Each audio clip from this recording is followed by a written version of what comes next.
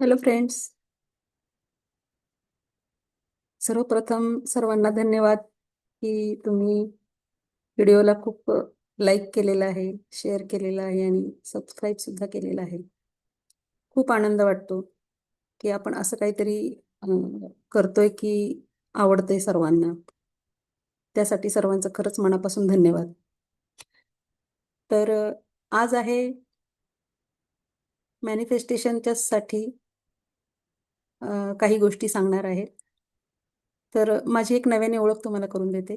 माझं नाव आहे यशस्वी पुष्पा. मी सध्या मॅनिफेस्टेशन, लॉ ऑफ अट्रॅक्शन आणि सेल्फ हिलिंग यावर काम करत आहे. त्याचे सेशन्स पण घेत आहे. तर या संदर्भात ही छोटीशी व्हिडिओ सिरीज मी तयार केलेली आहे. तर आज आपण हेनरी फोर्ड यांच्याविषयी पाहू. फोर्ड गाडी ऐकली असेल कदाचित तुम्ही.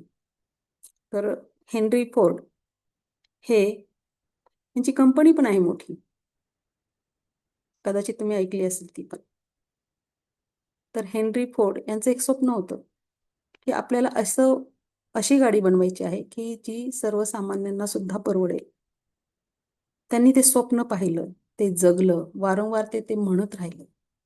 त्यांचा विचार स्पष्ट होता. जर तुम्ही एखादी गोष्ट मी करू शकतो म्हटलात तर ती होणार आहे, आणि जर तुम्ही म्हटलात की मी नाही करू शकत तर ते नाहीच होणार आहे. म्हणजे दोन्ही वेळेला तुम्ही बरोबर आहात.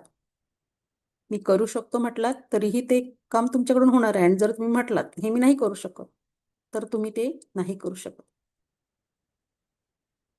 तर हेनरी फोर्ड हे एका गरीब शेतकऱ्याचा मुलगा होता.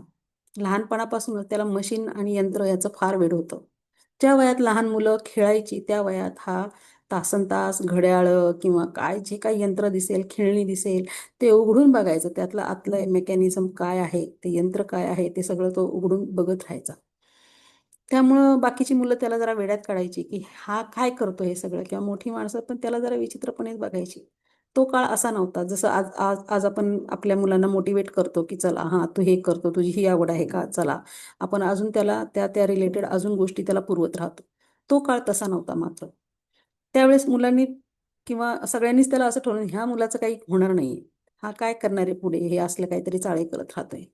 पण हेनरीच्या मनात एकच विचार पुन्हा पुन्हा घुमायचा, मी अशी कार बनवेन की जो सामान्यातला सामान्य माणूस सुद्धा खरेदी करू शकेल आणि त्याचा आनंद घेऊ शकेल.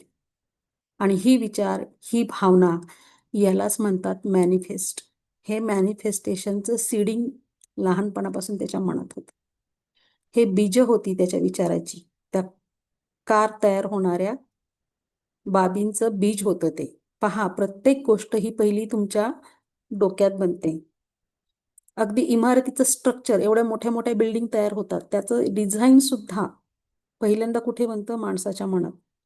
जास्त कशाला हा मोबाईल बनतो किंवा लॅपटॉप किंवा इतरही यंत्र कशात बनतात पुढे? पहिल्यांदा कोणतीही गोष्ट पहिली विचारांमध्ये बनते माणसाच्या, त्यानंतरच तिला प्रत्यक्ष रूप येतं.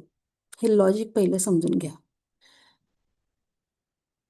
म्हणजेच हे लक्षात घ्या, आपल्या पूर्वजांनी हा विचार तरी केला होता की माणसं अशी समोरासमोर बघू शकतील एखाद्या यंत्राद्वारे, किंवा एखाद्या मोबाईल नावाच्या गोष्टीमुळे आपण दुसऱ्या देशात कोस करोडो किलोमीटर दूर असलेल्या एखाद्या माणसाशी किंवा दुसऱ्या गावातल्या माणसाशी आपण बोलू शकतो, त्याचा आवाज ऐकू शकतो, त्याला पाहू शकतो. ही केवढी मोठी जादू आहे हे त्या काळात जर कोणी म्हटलं असतं तर त्यावेळेस त्याला पण लोकांनी वेड्यातच काढलं असतं की नाही. पण आज मात्र ह्या गोष्टी प्रत्यक्षात घडतायत आणि हे आपण पाहतोय. आता आपण सहज सहज एकमेकांना बघू शकतो, मोबाईलद्वारे, लॅपटॉपद्वारे, टीव्हीद्वारे. हे त्यावेळेस खरं वाटलं असेल का? म्हणजेच हे सगळं कुठे घडलं? पहिल्यांदा माणसाच्या विचारांमध्येच घडलं आणि नंतर त्याला प्रत्यक्ष रूप आलं. तर हेनरी फोर्ड रोज हा विचार करायचा आणि त्या विचारावर रोज विश्वास ठेवायचा की नाही, मी एक असं यंत्र बनवणार आहे, अशी गाडी बनवणार आहे की ज्याच्यामध्ये सामान्य माणूस सुद्धा फिरू शकतो. जरीही त्याला किती वेळा अपयश आलं, पहिली एक गाडी बनवली त्यावेळेस त्याला अपयश आलं, पण तरी तो हारला नाही. आय कॅन डू इट, मी बनवणार आहे. तो ते बनवत राहिला. एक दिवस त्याने मॉडेल टी नावाची कार बनवली आणि जिने ऑटोमोबाईलमध्ये अक्षरशः क्रांती घडवली. इतिहासच बदलला पूर्णपणे. हेनरी फोर्ड नेहमी म्हणायचा, whether you think you can or you think you can't, you are right. दोन्ही वेळेस यू आर राईट. म्हणजे तुम्हाला जर वाटतं तर तुम्ही करू शकता आणि नाही तर दोन्ही वेळा तुम्ही बरोबरच आहात. या विचारांचंच वास्तव तयार होतं पुढे. म्हणून काय लक्षात ठेवायचंय, जर तुमचं मन शंका करत असेल तर युनिवर्स म्हणजे विश्व गोंधळतं. पण जर तुमचं मन विश्वास ठेवतंय आणि ठेवायला तुम्ही भाग पाडताय, तसं ट्रेनिंग देताय मनाला, तर संपूर्ण विश्व तुमच्या स्वप्नाला आकार देतं.